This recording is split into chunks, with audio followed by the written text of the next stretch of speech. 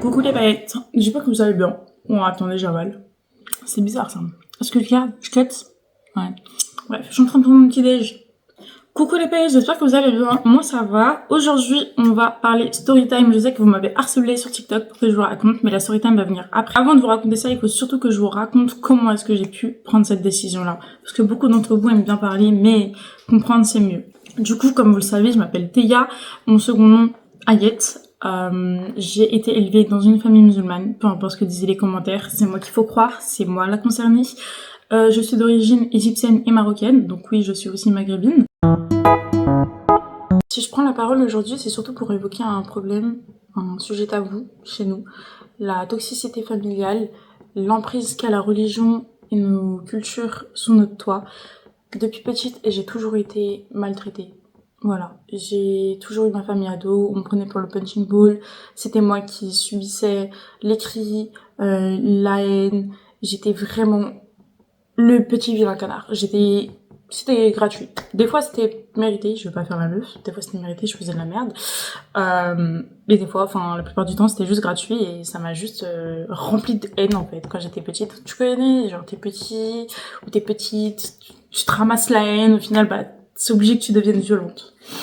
Je suis contente que ce soit moi qui ai subi ça, parce que si ça avait été mes petites sœurs, je pense que j'aurais peut-être perdu une petite sœur. Moi, ça m'a endurcie. Elle, ça les a protégées. Grâce à ça, j'ai aussi su devenir une grande sœur protectrice. Je pense que si les choses n'avaient pas été tournées de cette manière-là, je serais pas celle que je suis aujourd'hui. Ça veut pas dire que je la remercie, juste que je trouve que je m'en suis bien sortie. La réalité des choses, c'est que du coup, tous les jours pour moi étaient un enfer. Depuis toute petite, comme je vous l'ai dit, j'ai été maltraitée. C'est plus le cas maintenant.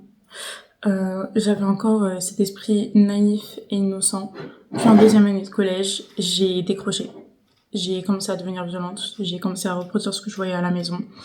Je me bagarrais souvent et puis les profs m'excluaient. Tout ce que je pensais, enfin, ce à quoi je pensais, c'était juste passer du bon temps, rigoler. Les cours, ça me faisait chier. Et rester assise, aller en cours, etc. Et le pire, c'est que du coup, quand tu vas pas à l'école, ils envoient un message à tes parents. Bah du coup, à votre avis, il se passait quoi? Des fois, les gens, avant, je peux comprendre, on est mineurs, etc., mais vous connaissez pas la vie du foyer des autres. Et puis c'est mentir, parce que je me suis plaint de ma famille de nombreuses fois. J'ai fait confiance à la médiatrice, j'en ai parlé, ça m'a juste foutu dans la merde.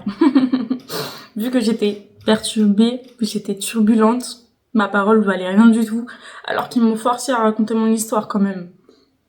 Enfin bref, juste faites pas la même erreur que moi. Je sais pas s'il y a des petits qui me regardent actuellement, mais faites pas confiance aux médiateurs. Tout ce qu'ils veulent, c'est juste des gossips. Et après, ils vont en parler entre collègues. C'est triste, mais c'est la réalité des choses. Ils vont pas vous sauver, ils pourront rien faire pour vous, à pas rigoler dans votre dos et dire « Oh, ma pauvre ». À la maison, au lieu d'avoir du soutien, tout ce que j'avais, j'étais maudit au nom de la religion. Tout le temps des insultes au nom de la religion. Je vais aller en enfer si je continue comme ça. On doit respecter les parents. On doit faire ci, ça. Sinon, on va aller en enfer. Non, en fait. En fait, comment est-ce que tu veux que je sois croyante? Comment tu veux que je pratique la religion si tu me l'enseignes par la peur? Non, jamais.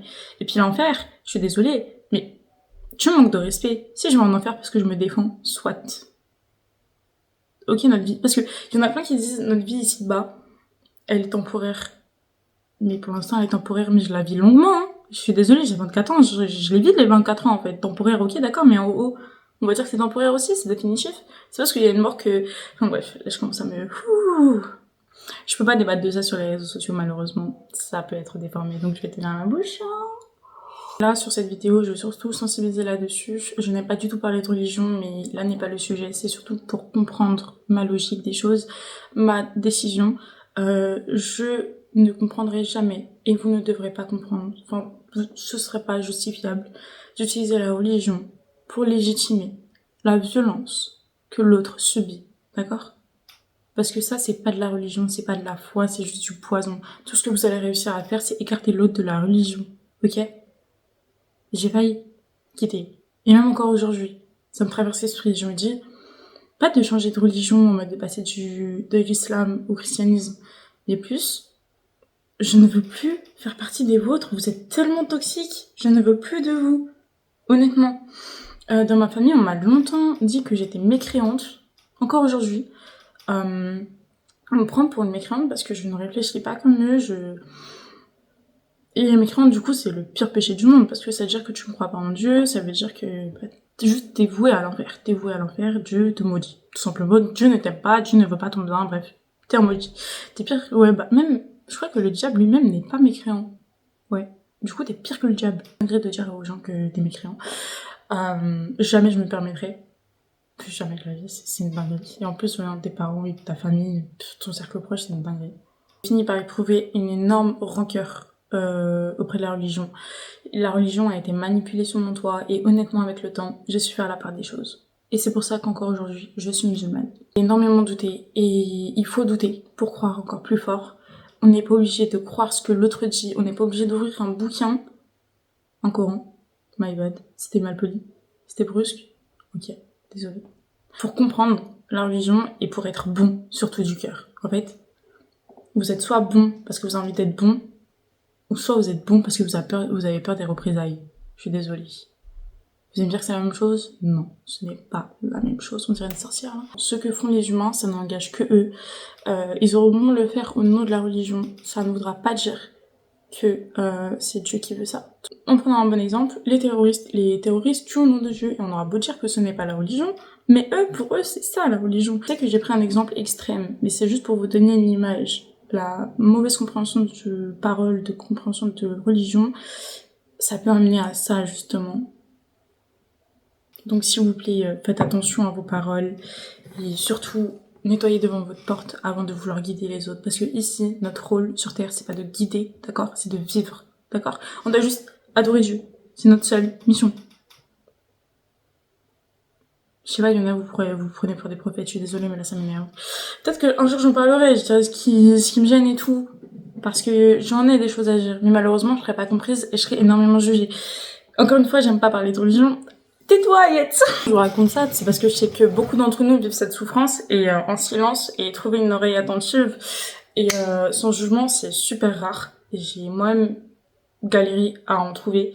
Une fois que vous l'avez, s'il vous plaît, ne lâchez pas. C'est vraiment super important d'avoir un entourage ouvert d'esprit et qui a des critiques constructives. Prenez du recul sur ce qu'on vous fait subir et protégez votre santé mentale. Laissez personne vous faire croire que vous méritez de souffrir. Après, ça dépend des cas. Hein. Si tu m'énerves et que je dois te frapper, je te frapperai, mais ça, c'est mérité. C'est deux cas différents, t'as vu? Je vais briser la glace, d'accord? Si vous me voyez regarder en haut, c'est parce que je lis mon texte. J'ai essayé de toutes mes forces de garder un bon lien avec ma famille. Mais malheureusement, ça n'a pas fonctionné. Ça m'a juste détruite à petit feu. Mon père, aujourd'hui, comme je l'ai dit sur les réseaux sociaux, m'a renié. C'est pas la première fois qu'il le fait. Il le fait très souvent. La relation que j'ai avec mon père, elle est très compliquée à comprendre. Elle est juste du profit mutuel. C'est triste à dire.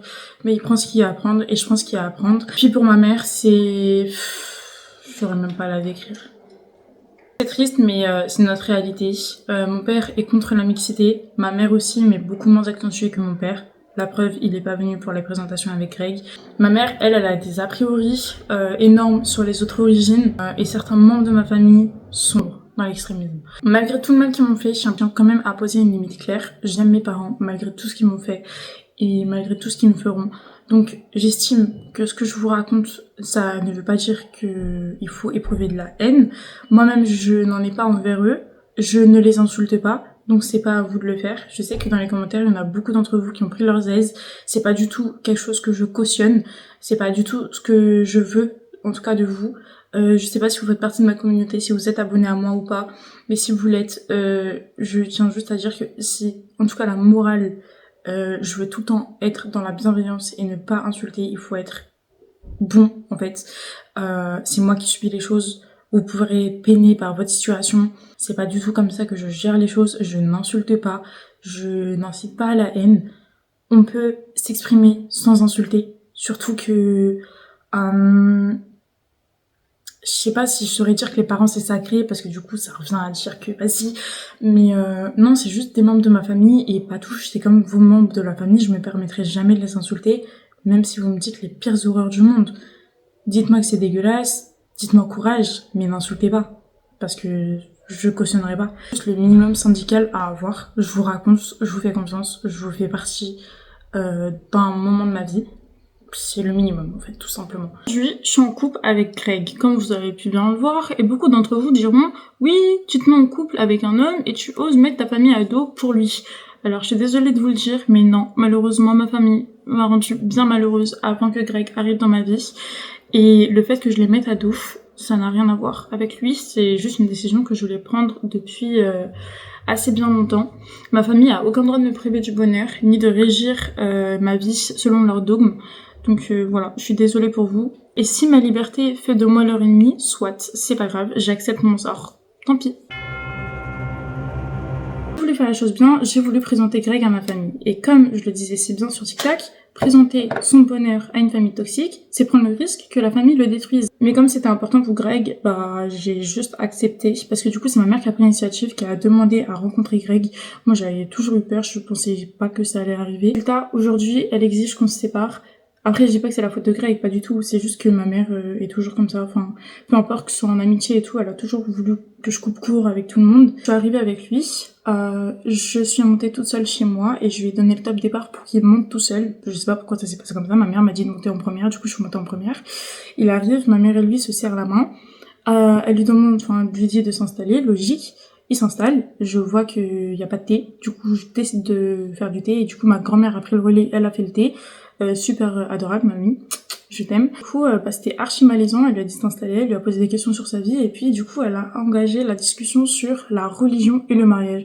Ils ont parlé que de ça. Nous, on veut pas se marier, lui, il a pas un problème pour l'engagement, mais c'est surtout moi, j'ai peur de l'engagement, j'ai du mal avec ça, tout simplement. Même si je sais que c'est quelqu'un sur qui je pourrais compter, etc., mais j'ai peur de l'engagement, tout simplement. C'est une chose qui se fera avec le temps, et c'est pas à ma mère de presser les choses. Sachant que Greg n'est pas musulman, elle nous a demandé de faire le halal. Sauf que le halal, j'ai pas envie de le faire. Comme je l'ai dit, mon rapport avec la religion, et puis pour moi ça vaut rien parce que je ne suis pas... je suis musulmane, ok, mais pour moi... Bref, je saurais pas expliquer, je ne veux pas. Du coup, elle a directement braqué la conversation sur la religion, ce qui est absurde parce qu'elle savait très bien que Greg ne l'était pas. C'était malaisant, je trouvais ça un petit peu irrespectueux, mais bon, fallait s'y attendre. Après d'abord à connaître la personne avant de parler de choses pas tabous, mais genre un peu inconfortables, je dirais. Il fallait faire le halal immédiatement, qu'il pouvait pas me fréquenter, etc. Mais ça c'est encore sa vision des choses, et que beaucoup de religieux, enfin, ils trouvent ça logique. Sur ce point-là, je pourrais pas dire que ma mère a tort, parce que du coup c'est ses croyances, mais c'est juste pas comme ça qu'on fonctionne. Et voilà, genre, pourquoi se précipiter et faire un acte sacré uniquement pour faire plaisir aux autres? Si je le fais, où est la sincérité en fait là-dedans? Vraiment, où est la sincérité et qu'est-ce qui m'empêchera de faire de la merde? Rien. Il est resté jusqu'à minuit, il parlait plus avec ma mère après qu'ils avaient abordé ce sujet de religion. J'ai essayé de le mettre à l'aise, mais ça fonctionnait pas. Il était gêné. Il parlait pas trop, il parlait avec mes sœurs, moi, etc., mais sinon avec mamie, maman, il parlait pas trop. Ma mère, je lui avais bien dit, comme je l'ai dit sur la vidéo, je ne veux pas que mon père soit au courant parce que mon père est super, je peux me dire qu'il est super violent, mais ça aurait pu partir en cacahuète. Et le fait qu'elle lui ait dit, c'est juste irresponsable et c'est genre, c'est super grave. Il aurait pu tout détruire et mettre notre sécurité en danger. C'est une chose impardonnable. Et puis si ça serait arrivé, enfin franchement. Je sais pas du tout comment j'aurais réagi, mais ça aurait été la guerre à la maison. Les rencontres ont été jeudi. Vendredi soir, j'ai passé le week-end chez lui, etc. Je suis rentrée lundi. Après être rentrée, la sentence est tombée. Genre, ma mère m'a dit, quitte-le, je le veux pas dans la famille, c'est hors de question. The fuck, pourquoi ce retournement de situation? Parce que 2 jours plus tôt, t'étais en train de me dire, oui, non, c'est un mec bien, il est cool, etc. Elle me dit, mais il est pas musulman. J'ai dit, mais tu le savais? Elle me dit, mais tu crois vraiment que je l'aurais accueilli s'il avait pas été musulman, il se serait assis sur le canapé? Je suis en mode, bah oui, parce que tu le savais. Elle me dit, il va pas se convertir. J'ai dit, bah non, c'est pas un sujet de conversation, j'ai pas envie qu'il se convertisse, donc pourquoi est-ce que tu veux qu'il se convertisse? Elle me dit, ouais, bah non, j'accepte pas, etc. J'ai dit, mais c'est ma vie, c'est pas la tienne, genre. Elle me dit, oui, mais un homme musulman, il va te traiter correctement et tout. Et je dis, quoi? Le nombre de musulmans qui font de la merde et tout dans leur famille, je crois vraiment que je vais me baser sur eux? Genre, je crois vraiment que la religion fait de nous de bons hommes? Jamais de la vie! Et je sais qu'il y a beaucoup trop de femmes qui restent bloquées dans ces relations abusives, au nom de la religion. mais je serais pas une de ces victimes-là, je suis désolée, hors de question. Je serais pas une victime de plus. Et puis le racisme décomplexé, il a pris le dessus, j'ai entendu des horreurs. Dès mon arrivée, je vous jure, ça m'a attrapé la tête, ça m'a dit assieds-toi sur le canapé, ça m'a dit tout ça. On m'a dit ouais, il y aura pas de noirs dans la famille, alors que sachant que je suis égyptienne et même il y a des Marocains noirs, genre dans ma famille, il y a des noirs. Les petits-enfants, ils seront maudits, ils seront fils de bâtards. J'ai entendu ça alors que je n'ai pas d'enfants. Je vous jure que pour l'instant, moi, je veux pas d'enfants et tout, mais j'ai entendu ça. Ma famille qui traite mes enfants, là, qui n'existent pas, mais je l'ai mal pris. J'étais en mode, quoi? Tu oses dire que mes enfants, ce sera des bâtards. Mes enfants, ils seront maudits. Ould haram, enfants maudits. Genre, vous irez tous en enfer. Ton homme, il sera pas légitime, etc. Tu ne seras plus de ma famille, oublie-nous, on ne viendra pas au mariage. Et j'ai dit, ok, bah, soit, parce que ça m'empêchera de faire ce choix super dur. En mode, oui, je vous invite pas. Enfin, vous imaginez, vous vous mariez, il n'y a pas votre famille, même si ça se passe mal entre eux, archem, minimum. Donc oui, le problème, c'est la religion et ses origines. Malheureusement, je peux pas les forcer à accepter. Tant que moi et Greg, on est heureux et que il a le cardio pour supporter ça, bah, on restera ensemble. Si l'un de nous craque, parce que du coup, pour l'instant, c'est moi qui va subir toute cette pression, c'est quitte-le, etc. Quand je passe du temps avec lui, je finis par le payer en rentrant, que ce soit psychologiquement, heureusement je me fais pas taper, voilà. Tout ça, ça a été la goutte d'eau qui a fait déborder le vase d'années de souffrance. Je mets pas ma famille à dos pour un homme, je la mets surtout à dos pour sauvegarder mon âme et ma santé mentale. Si vous traversez la même chose que moi, j'ai reçu des DM, donc oui, certains d'entre vous la vivent. Retenez ceci, vous n'êtes pas obligé de subir la toxicité sous prétexte que c'est la famille. Parfois, pour guérir, il faut couper les ponts, faut couper les racines. Faut avoir le courage de le faire. Moi, personnellement, ils m'ont jamais soutenu, ils ont fait que de me rabaisser, ou c'est que quand j'excellais qu'ils étaient là en mode ouais, youpi, youpi, youpi. Ils sont actuellement contre que je sois sur les réseaux sociaux, mais je pense que ça, beaucoup de familles, même mes sœurs, mes sœurs, elles sont contre. Aujourd'hui, c'est moi qui décide de leur dire adieu. Enfin, adieu, je le dirai seulement quand j'aurai mon indépendance financière, que je pourrai partir de chez moi. Ça fait super longtemps que je cherche un travail. C'est super compliqué de trouver un travail. Je pense que peut-être les réseaux, c'est un handicap. Je rappelle encore une fois que cette chaîne, c'est Taya's Life. Ma vie ne se résume pas qu'à un couple. Je fais plein de choses. J'ai plein de projets qui sont en cours. Bien évidemment, le financier me stoppe énormément. Pour ceux qui veulent suivre notre quotidien pour tous les jours, bah du coup, encore une fois, notre chaîne YouTube commune, c'est celle-ci. Ne vous oubliez jamais pour les autres. Vivez votre vie et restez fidèles à vous-même, à vos principes et à vos valeurs. Et le reste suivra. Voilà. Gros bisous, mes paillettes. Je vous aime.